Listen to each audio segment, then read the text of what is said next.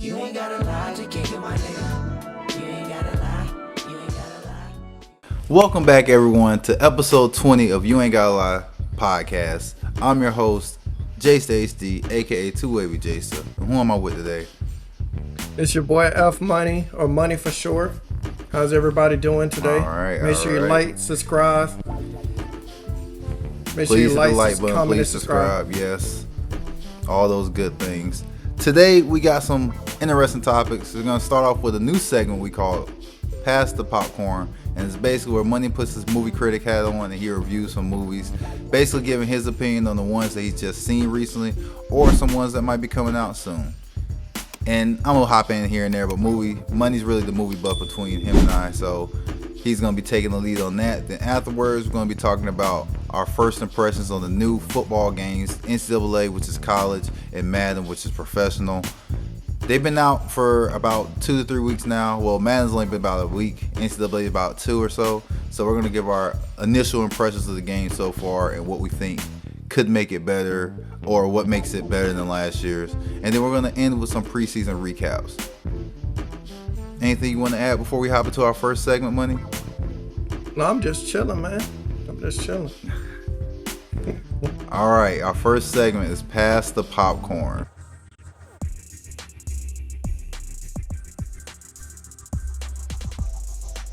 Okay, so for our first movie, it is called Freakier Friday. I'm gonna break down Freaky Friday for those who haven't heard. Freakier Friday is the sequel to Freaky Friday. Freaky Friday is when a mother and daughter, they end up switching bodies and they have to go through different trials of loving each other and getting along in order to switch back. I'll say the actors are Jamie Lee Curtis, who's the mother, and she's Tess. And then you have Lindsay Lohan, who plays Anna Coleman. And so I'll say the second one is about 22 years later, which, and this, Anne, who is Lindsay Lohan, actually is a mom in this one. She's a music producer and she's a manager, and she has Tess, who's Jamie Lee Curtis, helping raise her daughter. And so it starts like this with Harper, who is Anne's daughter. She ends up getting into a incident with another girl named Lily Reyes, and she ends up meeting the dad, and it's love at first sight. Anne and the dad end up getting engaged and married within 6 months. They fall in love and everything. And I'll say, based off the Freakier Friday, I think it's going to start like this.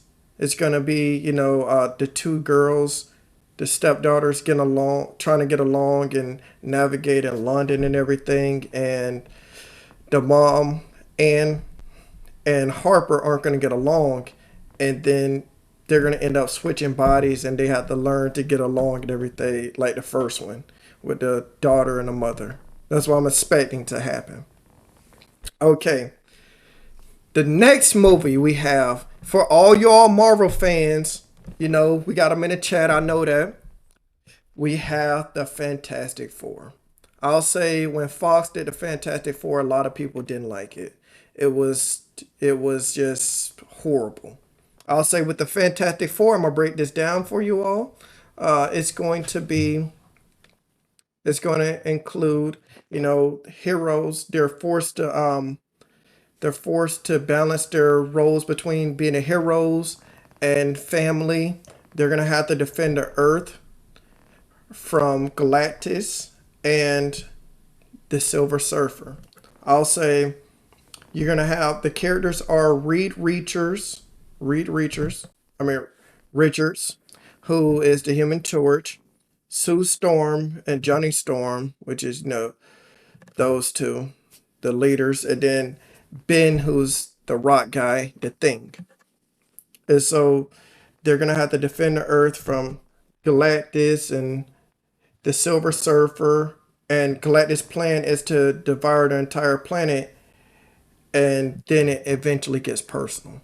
So I'll say I think with the Marvel, with them teaming up with Disney, I'll say I think it's gonna be a lot better. I'll say Sony has had some bad movies. Like I'll say a lot of people didn't like Venom 3. I liked all three Venoms. I like Venom 1, 2, and 3. They had the Spider-Man series that a lot of people didn't like. I liked them. I guess I like bad movies, is what people may say, but I liked them and I thought they were really interesting. And I'll say, I think Venom was good. I'll say 1, 2. The third one, it was decent. I'll say Can you see why people didn't like the third one? the third one, yes, I can see why. I'll say it was like you brought him back to kill him off at the end. It's, Yeah. it's like why? Why make a third movie at that point is basically what I'm expecting people to say. Okay, now we're going to go into the year of 2026. Okay, for everybody. We have Spider-Man 4, which is called Spider-Man and a Brand New Day. So we have Peter Parker.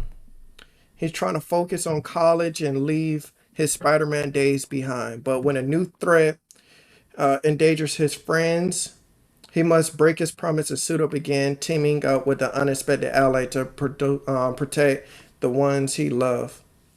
His friend is called Ned Lees, and Zendaya plays MJ. And then, we have Tom Holland playing Spider Man. So, what do you think about 4?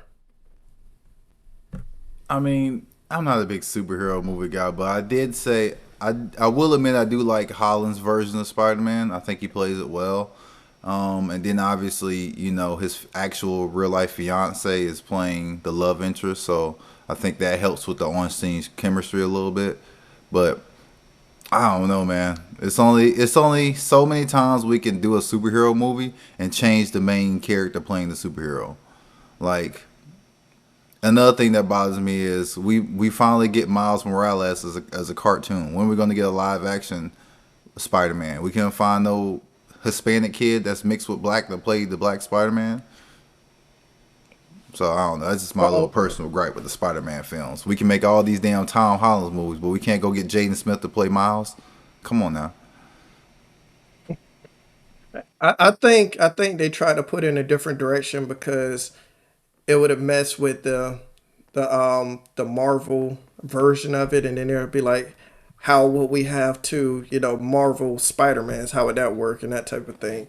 I'll say if they try to redo the Marvel universe, it's a possibility that can happen with Miles being the Spider-Man. But we have But seen there's a lot of different Peter Marvel Parkers. universes, though. Yeah, that's what I'm That's saying. true.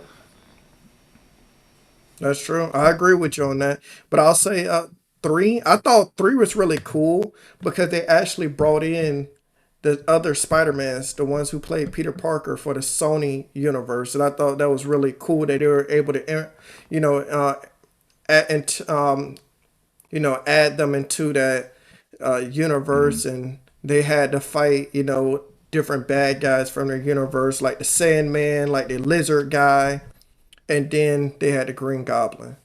So I thought that was really, really cool to do.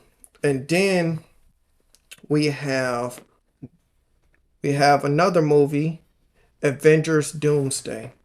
I'll say the whole plot isn't out totally yet, but the story is gonna be based on what is Doctor Doom doing, who, if everybody didn't know, Robert Downey Jr. is playing Doctor Doom, but originally he was Iron Man. So it seems like it's in a it could have probably took place in a different universe where he becomes Doctor Doom instead of being Iron Man. And I'll say uh, the story takes place on what he's been up to in the MCU and how he's a major threat. It's gonna have new Avengers, also Sam Wilson's Avengers, and then Fox X-Men and other superhero teams added to the next Avengers movie. I'll say we won't know who the whole cast is until we see the Fantastic Four, Spider-Man, and any other Marvel movie that's coming out before Avengers Doomsday. I'll say, and then the last one for everybody who's Scream fans, Scream 6 is out. I'll say Scream has become like the Fast and the Furious. They're like, they just make one after every, they're just making them just to make them now. Like, I seen the first two, and I was like, yeah, these are cool. And then next thing I know, 3, 4, 5, 6. Every time they drop a Scream, they drop a scary movie. Every time they drop a new Scream movie, they drop a new scary movie. Wow, so Scary Movie 6 for everybody. So now it's going to be a new Scream, huh? Scream 7 and Scary Movie 6. Yeah, they're going to keep them. They, for whatever reason, they try to keep up with them. So that's interesting. I ain't think about it like that. But I'll say this next segment we're getting on to is Madden and NCAA. We're going to hear NCAA 26 and Madden 26. We get to hear Jay's thoughts on it, everything, and what they can what they can do to make it better. This is a couple things I pulled from the internet off a quick search, and I'm going to basically respond to how I feel to it. So, they said, highly praised with some reviews calling it the best football game EA has made in a while. And it's highly recommended. Notable improvements in recruiting battles, player regressions, and road to glory mode, bringing a richer narrative and deeper player development. So, they said improve recruiting battles, which I will say the recruiting is a lot harder this year, as well as you're not finding generational players every 13 seconds like it was last year. Like every other player you scout was some generational talent. Now it's actual, it's good players, don't get me wrong, but there's not as many like, oh, this guy has to be on my team player. So you do come across it, adds that more excitement to it. So I will give them credit there. Player progression is better because now I actually can develop my players the direction I want them to develop, opposed to them just developing on their own. And most of the time they would develop skills that was irrelevant to the team play style or, what I would have personally wanted. So that was a nice little change. And Road to Glory, the only thing they really did to that was add the high school in there. Apparently people loved being in high school on the college football game. So they added back a couple games, not even playing the full game, it's the moments, which I like. Because I ain't gonna lie, I didn't want to play 9 high school games again trying to get to the state championship. Like, that was gonna be boring and monotonous. So I'm happy that they only put in moments you played in high school, and based on how you do in those moments, you got to build up a recruitment tape, and that's how the bigger schools look at you depending on how good your recruitment tape is. How'd you feel about the letters? Playbooks. Well, yeah. Oh, the letters I thought was a cool feature too, because they're all of them are unique to the university that offers you a scholarship. So, for example, USF will write you saying, hard work, integrity, and determination are the things that we pride here at USF, and we're happy to offer you a full athletic scholarship. But then you get one for Texas, and Texas could say, here in the South, we value being ambitious, and it goes along those lines. And so each little scholarship was different from whatever it said when they offered it to you, which I personally liked a lot. What did you think of it? I'm assuming you liked it too since you mentioned it. Okay, I love the Road to Glory. I'll say the only problem I have, there's only one problem I have with Road to Glory is how your school and how they improve with stars. That's the only problem I have with Road to Glory. But I'll say I thought it was really cool. Like, you get to actually go to homecoming. I'll say this: if you're not a 5-star, do not go to homecoming, because I was the quarterback, right? And there's different prompts. Like, you can ask the cheerleader, you can ask your lab partner, you can ask one of the most popular singers, right? And so if you're a 5-star, they'll all agree. But if you're a 3-star, like the head cheerleader, you'll ask her and she'll say, nah, I'm not going. And then you'll check, and next thing you know, old girl went with a 4-star safety. It's like, dang, girl, that's how you feel about me. You could have just said, I got somebody. And so then your lab partner, she'll say no, and then a popular girl will be like, no, I only go with 5 stars. And so on the flip side, it's the 5-star, the things are different. Like, it'll say, hey, she agreed to go with you for the lab partner and the head cheerleader, but the dad is staring at you intensely, like he wants to kill you or something. And then with the hair cheerleader, if you decide to go, you get a lot of fans, and it says, it brings prestige to your school, and you end up making homecoming court and everything. So I think it's really cool that you can develop, from a 1 star to a 5 star, or you can go from a 5 star to a 1 star. So I'll say that's the really cool part. I like that they actually added, homecoming, and you could be homecoming king or whatever in it. I'll say I actually played through 4 seasons. I'll say everything is different. You can transfer after every season, by the way, and then after you in your career, you can end up going to the NFL. I'll say the thing that disappointed me with it was I was balling out, and everything, winning Heisman's and stuff. And after my star receivers left, they didn't get me no doggone help. They say, "Hey, bro, you're a baller. Go make, you know, go make it happen with dudes who working at Home Depot." And it's like, come on, bro. Like, I won. I'm in the Heisman race. I won national championships, and you don't give me no weapons. Like, I'm like, you know what, bro? Now, if I could do it over again, I'm gonna just go to Alabama because I know I'm getting talent. Or I'm going to Ohio State. Yeah, that's a tricky thing about going to certain schools. It's like, are you bringing in the talent? Like, I know what I'm bringing to the table. Are you bringing anything by that's gonna help me? So yeah, I Yeah, completely agree with you on that. They yeah. added a bunch You of myself is near playbooks, D. over 2,800 new plays and 45 plus formations to give it a more unparalleled customization and experience. They enhanced physical and strategy, physics-based tackling, new defensive and offensive trench mechanisms, improved quarterback logic, and upgraded presentation elements like stadium pulse and rivalry modifications. What do you think of those changes? Bro. That stadium. Are we talking about as a whole, or are we talking about in a certain game mode? As a whole, how you Okay. experience what was said? Okay, well, I have experienced the recruiting battles, and I'll say with Dynasty, bro, I play for you do you for everybody who doesn't know, I play in a competitive league in Dynasty with South Carolina because of my boy Harbor and Sellers, and then they got that boy Stewart on defense. But I'll say playing in the SEC, bro, when you play on the road, you can't call no audibles because your receivers can't. You have to like literally call a route like 8 times, and by that time Right. you're about to get a false start because it's 7 seconds.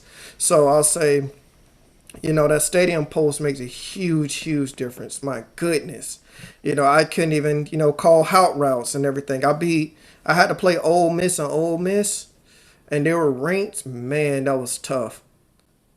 And I'll say I haven't had to play Texas yet, or I'll say I haven't had to play Florida yet. But I'm expecting those to be really hard places to play too. So I'll say the stadium noise makes a huge difference. From kicking field goals to calling audibles to running hurry up, is it you notice it?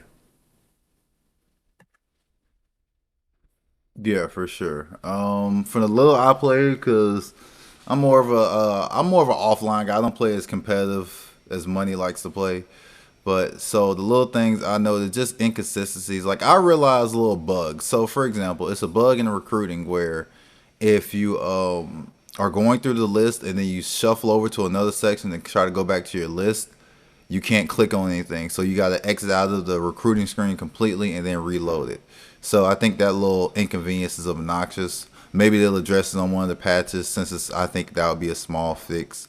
Overall summary from what they said, College 26 is widely celebrated as a stellar follow-up, excelling in presentation mode, depth, and strategic development. Minor imperfections exist, but they don't substantially distract from the overall experience. Um, so far, I've seen some crazy plays online. I'm a firm believer that they put comeback codes in a lot of these games, so some things I've seen make sense in line with the comeback code theory I have. But overall, I mean, it has things better than it has things not better. And one of my favorite features in the game, I'm having to come to terms with this. It's never going to be in the game again, which is create your own draft prospects. I thought that was the most fun thing ever. You create a kid, and then you know pick a random city and state he from, and you try to recruit him to your school. And then if he don't come, you put him on your schedule and you go blow out his school he went to. But because of the whole NIL deals and players opting and choosing not to be a part of the game, they don't want you to create that player and put them on that team. So unfortunately, we'll never be able to create prospects again. The closest thing you can do is when you bring in a prospect, you can alter their name, but you can't change their appearance. You can change their physical height and stuff like that, but you can't change how they look. You can change their name, and you also can't change where they're from. So you can edit a player very in-depthly, but you can't create the player. So that's my overall opinion of the game. What about deal breakers with the recruiting? How do you feel The about deal that? breakers. That I like that they made deal breakers a bigger part of the game compared to last year because it was really easy to get players. But now I feel like they've taken it a step too far. Like last year with the deal breakers, I really was invested on not going after kids who cared about playtime. Because when you get players in who cared about other things, that gives you the opportunity to develop them for the long term and build out a full roster. Opposed to some freshman coming in, having an attitude he's not starting as a freshman, and now you're worried about him transferring and all that. But now with this year, deal breakers change year to year. So I'll recruit a bunch of kids who don't care about playtime, and I redshirt some 5-star, and after a year, he's transferring because he didn't play last year. And it's like, you didn't even care about playtime. Now, all of a sudden, his deal breaker is playtime. So you got to go through this process of begging them to stay. And most times they don't stay. They leave immediately, and then now you lose out on them. So I'm not a fan of how intense they are. It has to be a middle ground we can go with. Because I feel like changing a deal breaker, it kind of defeats the point of having a recruiting strategy with the deal breakers. The only place it really helps is like those small schools you're trying to build up. You go after those higher star kids that want playtime, because if you taking over what's one of those, Delaware State, they're gonna start on Delaware State as a freshman. Delaware State is talent depleted. So a team like that, they'll start immediately as a freshman. So I guess that'll help those guys. But overall, it doesn't really give you a left or a right. They got to find the medium. I agree. Now we about to talk about Madden. Also, I played a little bit of cut, but I couldn't get into it as much as Mutt. It's just, I'll say the college market is better than a Mutt market, but I just couldn't get into it. By the way, because that's the other game mode. Cut is like an online game mode. You get to build your team with cards from players from past. Like, say if you wanted RG3 at quarterback, they'll have a RG3 Baylor quarterback card, or an Adrian Peterson running back card, or something like that, or a Ray Lewis, Miami card. So I'll say that's what Cut's about. Okay, I'm glad you explained that, because I was about to say we have viewers that probably never play video games. So yes, it's an online game mode where you collect cards, and the cards you collect you can use to build an actual football team and play against people. The difference is Cut is college ultimate team and Mutt is Madden ultimate team. Obviously in Madden you use professional legends, college you use collegiate legends. So moving on to Madden. Widely hailed as the best Madden in years thanks to substantial enhancements in franchise mode, which now resemble a sports RPG and deepens strategic gameplay, introduces dynamic broadcast presentation, includes TV-style halftime show and progressive lighting across the season. New gameplay mechanics like QB DNA and Coach DNA bring authentic player behaviors and strategic depth on the field. Skill trainers help both new and future returning players grasp mechanics more effectively. Some of the concerns that people have had early on are the load times. Loading in between menus in Ultimate Team are notably longer and frustrating at launch. Persistent UI issues and intrusive Ultimate Team promotions risk overshadowing other features. While the game is still steadily improving, it may still be a small step forwards rather than a revolutionary one. Some of the community feedback is Superstar is awesome for the first time in years. Franchise is really good as well, and I do enjoy the coach customization. Users love the fresh Superstar mode features and the deepened franchise mode. Through some reports, bugs like announcers cutting in and out or painfully long loading screens are the biggest issues that people are complaining about so far. So, in summary, Madden 26 is shaping up to be a strong rebound for the series. It delivers meaningful enhancements and presentations and gameplay, especially with franchise mode, but still gripes the technical hiccups and aggressive monetization structures. So, off that last one, Money has a huge vendetta about the play to win feature in these sports games we love to play because Money feels it takes away from the funness. And I get it. You know, you got a guy like Money who puts in the time in the game, learns the plays, learns what cars are good, and tries it out and grinds it up. When you have guys who will spend $300 on the game and buy all the best cars and just make a team go out there. And then they still lose. Some of these guys have all the best cars and they still lose. They are not good at the game. So if we can get people like EA and 2K Sports away from the monetization structures that they love, they have an opportunity to make really good games. But of course they're not because cash is king, and I get it. So what are your thoughts on it? I'll say, since you talked about the pay to win, I'll say I'm gonna talk about Superstar, then I'll talk about a little bit of franchise, then we get into Mud because Mud is gonna be a rant. I'll say with Superstar, I think I really like it because on the other ones, I don't know if you played Superstar last year, but on this one, you can actually upgrade your throwing. I'm gonna say as non-quarterback, you can actually upgrade your throw power. Your You can upgrade your press, your tackling, and you can upgrade your coverage.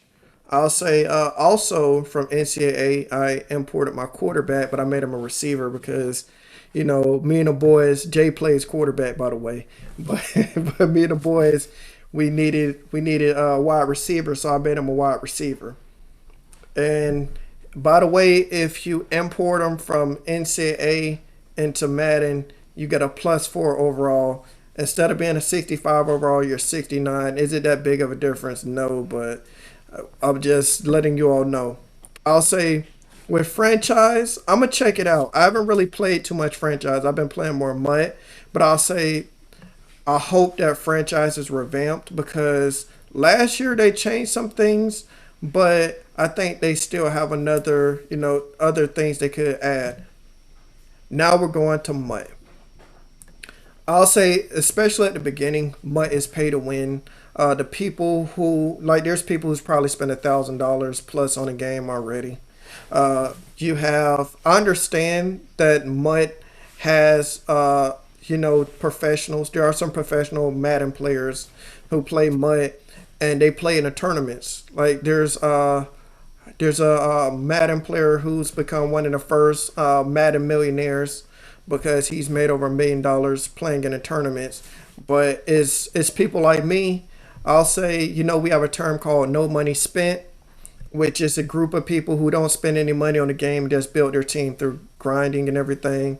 I always have a whole bunch of coins being no money spent due to, great investments and everything, working the market, that type of thing. But at the beginning, they have all the best cars like Victor Cruz. They have Victor Cruz. The best cars in the game right now are 85 and 86 overalls. Like my team right now is an 80 overall because I'm still grinding and stuff. But there's people out there with 85 overall cars. Got John Elway at quarterback. Got Warren Sapp, who's a legend who just came out today at defensive tackle. There's Witherspoon, the Seahawks corner. He has 85 speed, so he's like 500K. And, they're running around with teams like that. And it's like, dang, bro, like, you go touch grass, man? You like you spend everything you got on this doggone game? Like I understand if you're a YouTuber or a Madden Pro, but it's regular guys out there spending paychecks.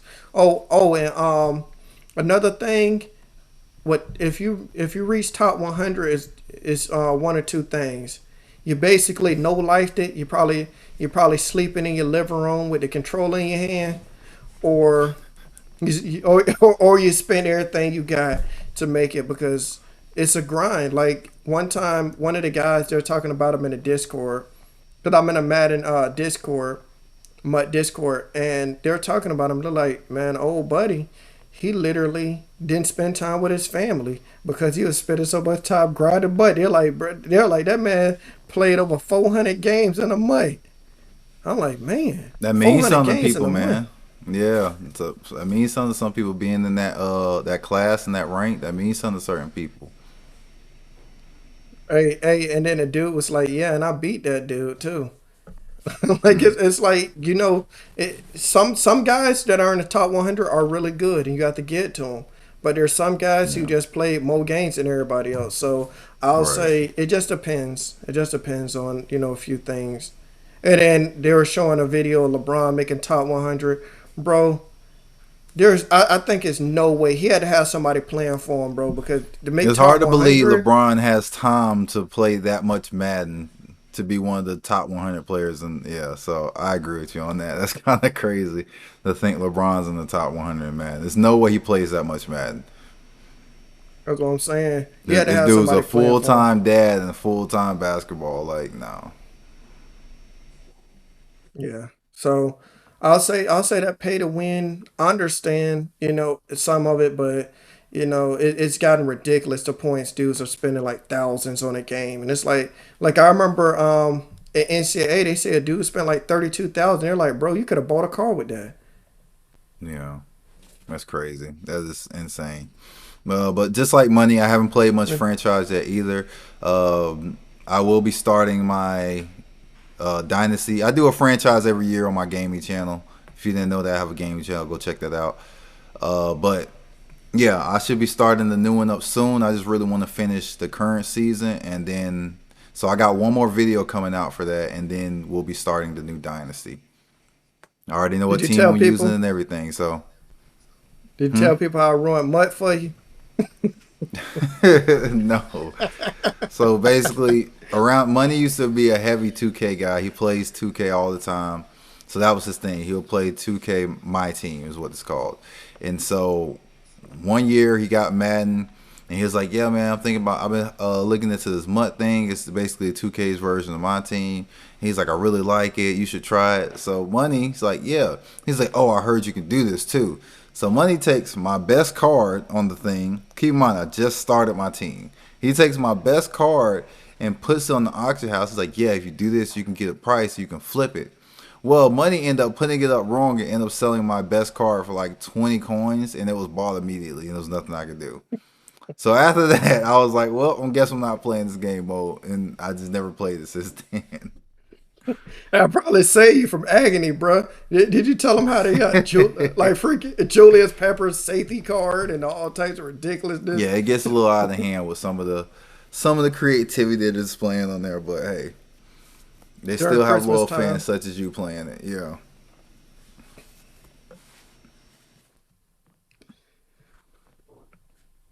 Are you Anything done else with you want to Madden? add to this, sir?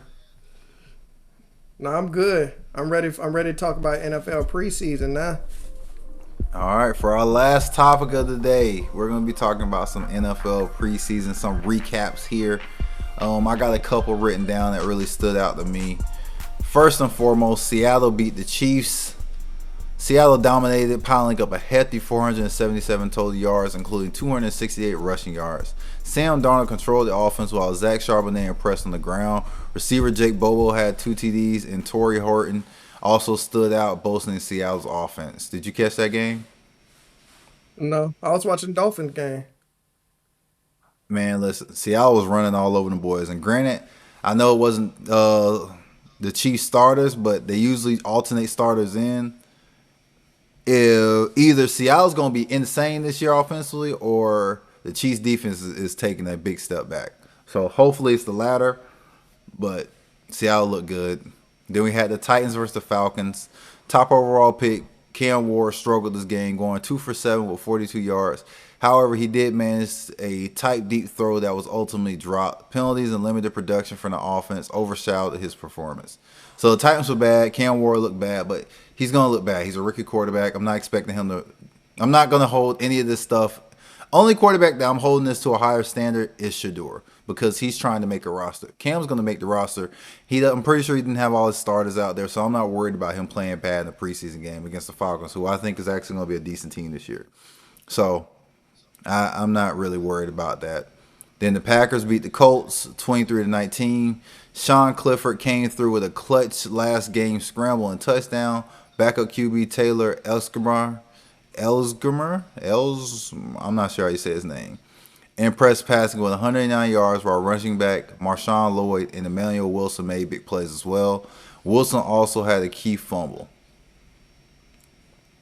Both of those teams. I think the Packers going to be good, but the Colts is going to be a shit show. Like, they don't even know who they want to play at quarterback, and then one of the quarterbacks is dealing with a dislocated finger he's still nursing. So, yeah, Colts are going to be a bad team. They're probably going to have the number 1 pick if they keep on this trajectory they're heading on. Then, of course, the Browns played the Eagles. They won 22-13. Cleveland had DTR, which is Dorian Thompson-Robinson, and Kyle McCord share reps at quarterback. For those who don't know, DTR played for the Browns last year, so I'm pretty sure he wanted to go out there and try to impress, also trying to make the Eagles roster. He didn't really do anything to stand out, in my opinion. And Dylan Gabriel, who made his preseason debut, and I mean, he looked all right. He didn't look terrible. He did have an interception early, but other than that, though, he looked okay. I don't personally think he did anything to where it's like, okay, he established himself. So, and obviously Shador was out with an injury. He should be good to go for Saturday's practice. I'm going to be monitoring that closely. And the last game we're going to talk about is the Dolphins beat the Lions 24-17. Rookie QB Quinn Ewers led a spirited comeback to Miami against Detroit, which he looked awful week 1, and I think he looked a lot better this week. And since we're finishing with this one, I'm passing off the money so he can give us our feedback on the Detroit versus the Dolphins. I'm going to say this, all right? I can just tell from that game who's already made the roster. I'll say the tight end Tanner Connor, which he was a freak in nature. He's like 6'3", he 230, runs a 4.3. He had a few catches, but my favorite player of the first half was called D. Estridge. He was drafted in the second round by Seattle in 2001, and he's 5'9", about 190. I'll say he ran a 4.3. He had 3 catches for 53 yards in that touchdown drive, and he had catches for 15, 27, and then an 11-yard touchdown catch from Zach Wilson. I'll say he really looked impressive to me as a receiver, as a return man, and I'm really expecting him to have a pretty decent season with Miami. Okay, Jay, this is going to be disappointing to you, but Jalen Wright has been a disappointment to me in the preseason. Here's my thing, Jay.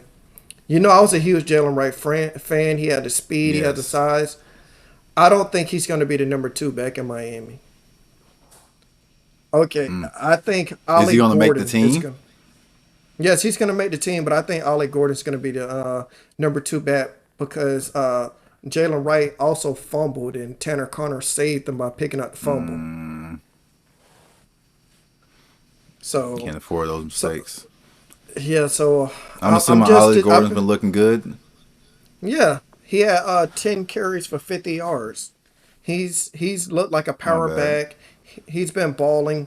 I think he might be. It might be him and A-Chain. Because he's been, doing what he needed to do. I'll say. Nice little 1-2 punch. Yeah. I'll say also, I was surprised by defensive tackle Jordan Phillips. He had a sack. He was drafted in the 5th round. Hey, if he becomes a baller, hey, I'm down for it.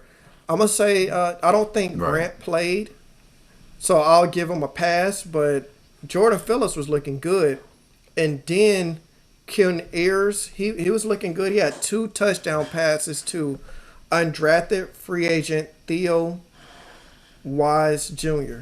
He had 2 of those, to him, and he might make the roster. He had 2 touchdown catches. he had a really great game, so he's gonna be somebody I'm gonna Do keep you my think eye Quinn on. will make the roster? That's what I'm more curious of. Because Quinn played bad Yes, week 1. He played a little better this week. So do we think Quinn will make the roster? I think he will make the roster. Okay, Okay. I'm Do gonna you I'm see gonna a break world down where some more Zach stuff. get moved? No, no, I'm gonna break down some other stuff. Right. Um, I'm gonna say I'm gonna throw something out that you didn't expect. Remember Cam Smith, who we drafted in the second round a few Hmm. years ago? I think it's a Yeah. possibility he does not make the team. He was playing Mm. in the fourth quarter, and you know who plays in the fourth quarter, right? Dudes who most likely Guys on the are block. on the way Yeah. out. Yeah, and even though Quinn Ears is on there, Kev Smith is like a third, fourth year player. So Right. this. I love Bronner, Ethan Bronner. He got hurt, and I'm expecting him to be back. But I'm gonna tell you some of the Lions that I really liked. Isaac Tesla, he was drafted in the third round by the Detroit Lions. He's 6'3", 6'4". He had a few catches, and he had a great touchdown catch that he made. I really think he's going to be somebody that's going to be good in Detroit. And then they had a running back. His name is Vikai. I might have butchered his name, but that guy was a baller. I seen him play running back. I seen him play special teams. He even caused a fumble. So I Mm. think he has the skills to really be a really good backup on that team because they got two really good running backs, Montgomery and Right. Montgomery and who was the other running back? I can't remember off the top of my head. Jameer Gibbs. Yeah, Gibbs, Montgomery and Gibbs. Yeah, they're gonna be leading the way. So I think he's gonna be number three. Okay. What you Don't think forget about the they got Panthers? Reynolds there too. We'll see. Reynolds is a good return specialist. He does a lot of special team stuff, and they like him there. So I don't know. I mean, maybe Craig gets cut, but I don't know. But if you're saying he looked good, we'll see. We'll see what the final roster looks like. Hmm. Carolina, man, it's another preseason game lost, but it's the preseason. I'm not trying to hold too much water to it. Bryce was in for one series, which is why he finished 0 for 2. But once again, it's preseason. I'm not trying to hold too much for it. I just need Hmm. these guys to be ready to go week 1. What was your thoughts? Did you catch that game? Were you able to watch it? I wasn't able to watch it, but I think We ran the my ball a little main th- better, so that was like nice to see. my main thing is I'm worried about y'all rookie, y'all second round pick. When they say he has a collapsed lung, I'm really worried about that because I'm like, they thought he was dehydrated or something, and that happens, and it's like, you haven't even really played and it happened in practice. You haven't even really played a whole NFL game, and it's already happened. Right. Yeah. I mean, hopefully he makes a speeder. Did they say how long he might be out for? I didn't see that. They just said it just Okay. recently happened. But yeah, hopefully he makes a speedy recovery. I mean, that will be end any team's year. You start getting major injuries across the board to star players, and then he was going to be definitely one of our guys in the rotation.